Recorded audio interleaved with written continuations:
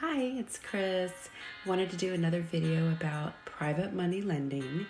And this one I just wanted to touch on some reminders, just some things, to think about as maybe you're starting or if you're considering getting into private money lending.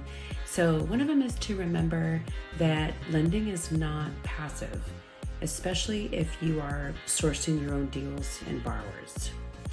And the other thing that I would mention is stay local, especially if you're new.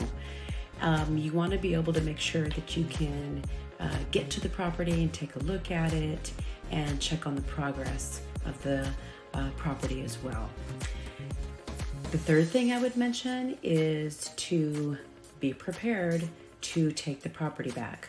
So that means that don't lend on anything that you're not prepared to take on yourself.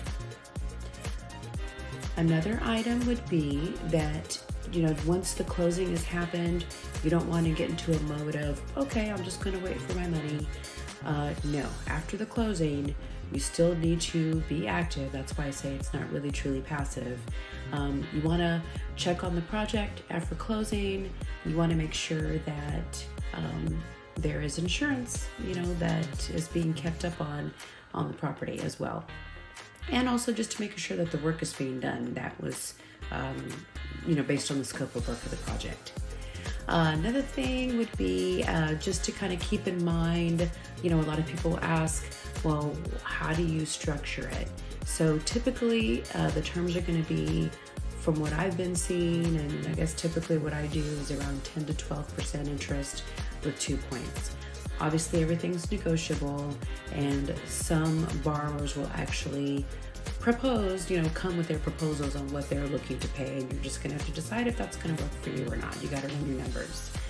And last thing I would mention is, well, actually second to last, would be if you're new, I would not recommend doing a second lien.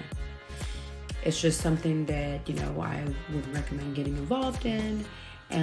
If you are a more seasoned investor, maybe looking to get back into it, then maybe you might want to do a second position.